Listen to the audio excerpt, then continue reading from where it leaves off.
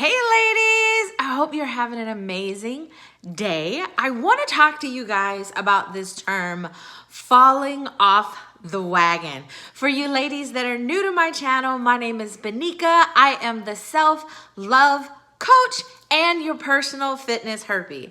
So what I want to talk about is this term, falling off the wagon. First of all, the wagon does not exist. It doesn't exist, so stop trying to actually get on this wagon, right?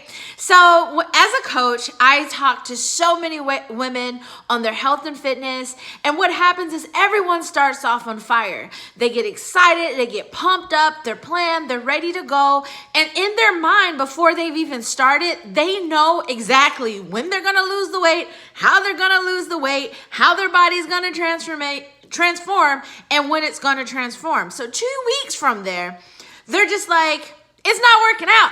I haven't lost 1,000,000 pounds and my waist is not snatched. So there's a problem. And so they end up getting discouraged. That one discouragement leads to something else,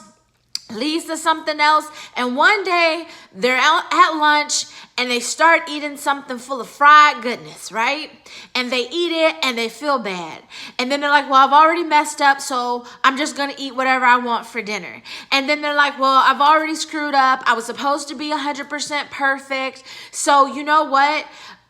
It's just not for me because I haven't had results. I'm just gonna do my own little thing for a minute. And when I'm ready, I'll get back on the wagon, right? So then all of a sudden they go ghost. This is what happens to me in my field.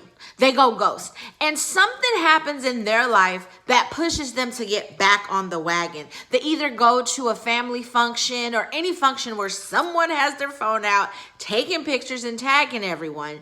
And then they see themselves in the picture and go, oh my God, I can't believe I look this way.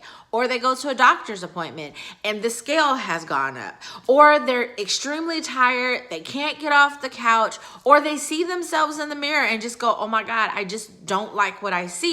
So now they're ready to get back on this wagon, right?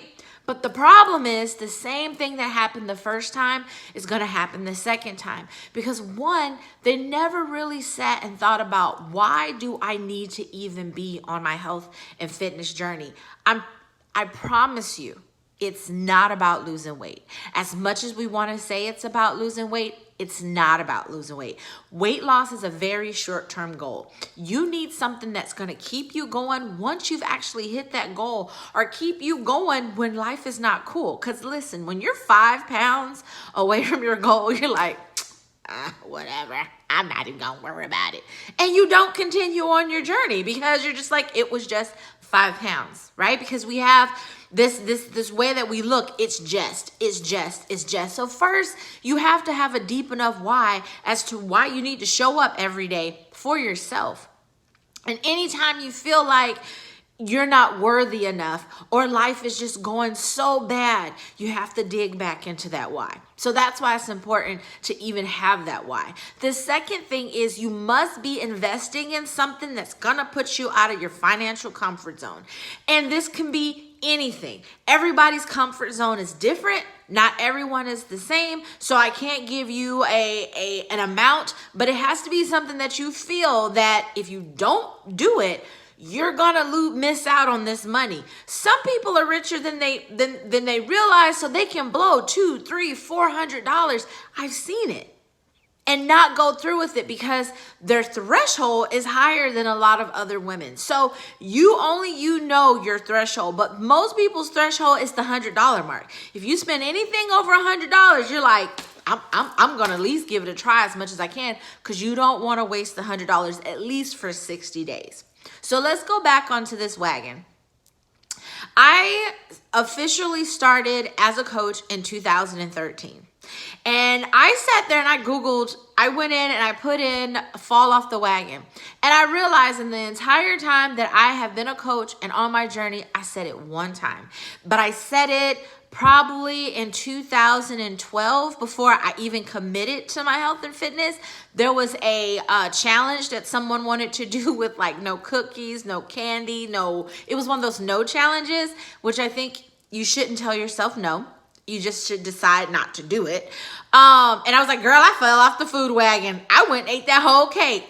That was before I even started my journey. So I look and I've never said that. And I was like, but why for me haven't I ever said that? Like, why is it that for this wagon that doesn't exist, why I never get on it and why I don't get off of it?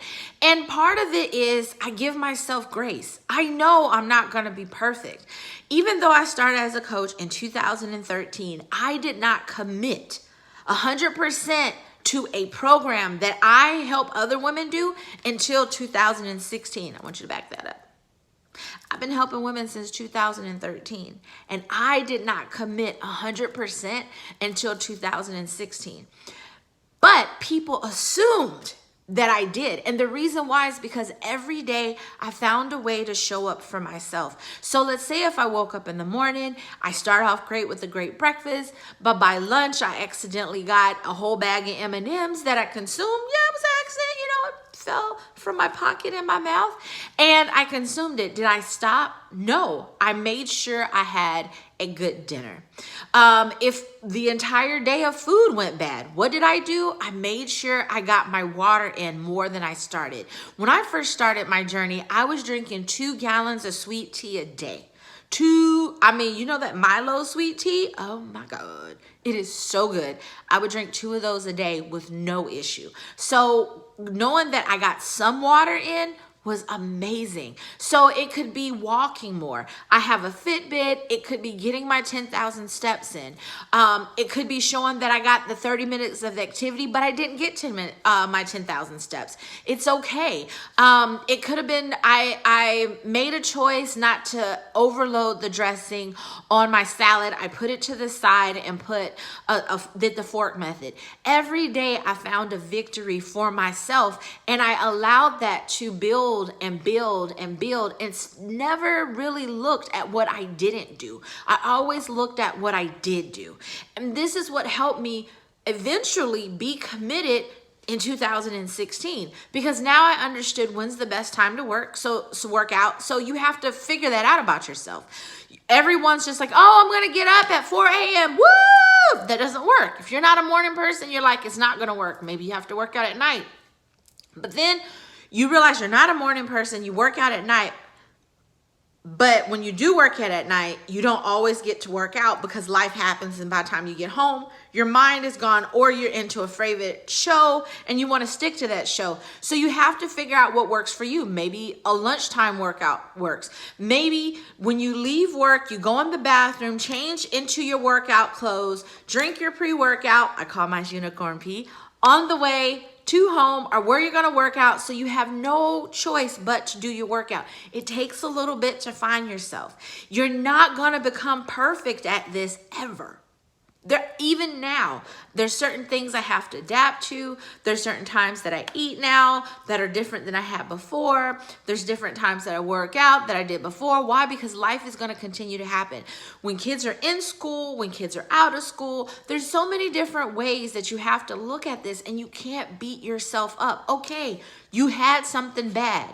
Who cares? I really hope you enjoyed it. I hope it was delicious. The next meal, do better. What if you just mess up an entire day? Who cares? Chop it up. It happens.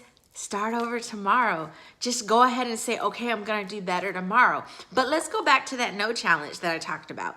See, as a child, when you were told no, it made things more interesting. Like fire, your mom will say no, hot, but you wouldn't know that it was hot until you actually touched it. And then after that, you're like, you know what? It's hot. So being told no always triggers some type of interest, or we start to miss out on things that we don't even need.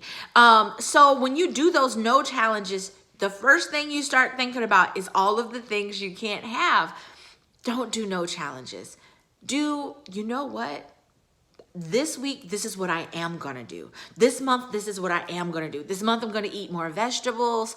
I'm going to drink more water. I'm going to have more lean meats. I'm going to move my body more. I'm going to follow a calendar. I'm going to add more nutrition in my system. Say what you are going to do instead of saying what you're going to restrict yourself from doing. So let's say you do a more vegetable challenge, and on a Thursday night, a friend invites you over and they are having nothing but fries and cake and cookies. If you want it, you can have it, right? But then you have to ask yourself, but do I need it? What is it going to do for me now? And is it going to help me reach my goal? And if you are okay with knowing that if you're a weight, let's say if you are focusing on weight, like you have your why, but in this moment you're focusing on a weight. And you realize that by consuming this, your weight could go up. If you're okay with that mentally, have a few bites. It's not really going to do too much other than the scale's going to go up. It's not going to be fat. It's going to be sodium. So, if you're okay with that, then go ahead. But if you're not, then just say, you know what? Not right now. And move along. Another thing you can do is schedule things. I tell my ladies all the time, schedule your treat days. Know what you're going to get. Now, there's a difference between treating yourself and rewarding yourself. It's not the same. If you say, if I do 8 lunges, I get to have cake. That's not how you want to do it. But you can also tell yourself, on Friday, I'm going to have cake. Why? Because that's the day I'm going to have cake. That's the day you chose. That's simple as that. You treated yourself to something. You've put it in your calendar. You decided to have a treat. You didn't reward yourself because we're not animals. So know that this wagon that everybody uses is up there. It's a form of shame as well. We say these things because we're ashamed of what we did. So it's so much easier to blame it on that damn wagon that doesn't exist and say, oh, I fell off the wagon, but now I'm back. But before you blamed it on the wagon, did you take care of the reason that got you on the wagon? Are you dealing with depression?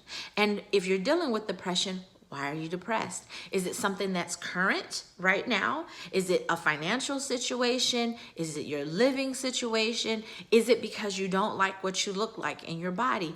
Or if it's a past situation that you've covered up and kept covering up and kept avoiding and never dealing with, but it's still stuck in the back of your head. So when you have a bad day, it comes to the front of your head. See, all of those are different. If it's something from the past, listen. Go to counseling. It can be your pastor. It can be a spiritual advisor. It can be a regular counselor. It can be a friend that has a degree in counseling but's not practicing, and it's okay with taking on your burden. But just talking about it to regular friends or whatever doesn't always help, because sometimes you need someone that's unbiased, but they're going to know what type of questions to ask you to help you get over this, help you get through the situation, not over, through the situation. So you're not either in victim mode or you're able to let go of what has triggered you for so long. Now, if it's something recent, let's go for you don't like the way you look. You can't say that you don't like the way you look but aren't doing anything about it. It's hard work. It is hard work to change your body. You're going to have to dedicate the time every day to do it. You're going to have to tell yourself the foods that were giving you pleasure, you were just masking other things that was going on in life. And you have to be okay with not indulging in everything that's around all the time. If it's your living situation, look around and see what you can change about it. Is it the person that you're with? Have you talked to this person? Have you gone to counseling? Are you having sex? Most of the time, this is what happens. A woman stops having sex because she doesn't like the way she looks. So your husband, your spouse, your boo thing, whoever it is annoyed because they're horny and you're not giving it to them because you don't like the way you look. So they're giving you a hard time. Trust me, go have sex and watch things change, but go work on yourself. If it's financial, have you tapped into other resources of getting money? I help ladies all the time. They can be coaches too. You can make a side income as you're getting fit. It doesn't have to be your only income. It doesn't have to be the career. But if you have an opportunity to make money and you're having financial issues, you need to tap into it, because complaining about it is not helping. It's actually making things worse, because now you're not loving your body and you're making things, out of whack. It's all combined. It's all combined. The other thing that, when people are like, and just in case you're watching this, let me get my words, and you're just like, it's easier said than done. Let me ask you a question. My parents that are watching, and let's say these are faux parents too. You're gonna have children. Your kid comes home one day and they're acting like the worst piece of shit ever. They've gotten in trouble at school. They've made you look like you were the worst parent. They've destroyed things. You're crying. They're crying. You go to your room and you're like, I can't believe this is the child that I gave birth to, right? Are you going to throw your kid away? You're going to throw the whole damn kid away. You're going to be like, you know what? I done fallen off the parent wagon. Here you go, little shit. Gotta go. No. So why would you do that to your body? We're all going to have bad days. We're all going to have those moments where we're like, you know what? This isn't going to work out for me. So don't do it to yourself. Don't do it to yourself. Now, another thing that I have to add with this is make sure that you're surrounding yourself with people that believe in what you're going for yourself. If you are trying to be better, you have to be around other people that want better. I know it's hard to let go of people you've been friends with for a long time, but toxic people create toxic situations. If they're unable to respect the fact that you're trying to be healthier, that you're trying to lose weight, that you're trying to be more involved in certain things, then you may want to reconsider this friendship. Because at the end of the day, when you die, they're still living and they're still doing their things in life if your life gets cut short. So don't let someone else's negativity cut you short of the things that are meant for you in life. All right, I'm gonna go ahead and stop it there. I wanna say thank you so much for subscribing. Click the bell for notifications when I put my videos up. Make sure you like, share, and comment, and let me know what you think about this wagon that doesn't exist. Talk to you later.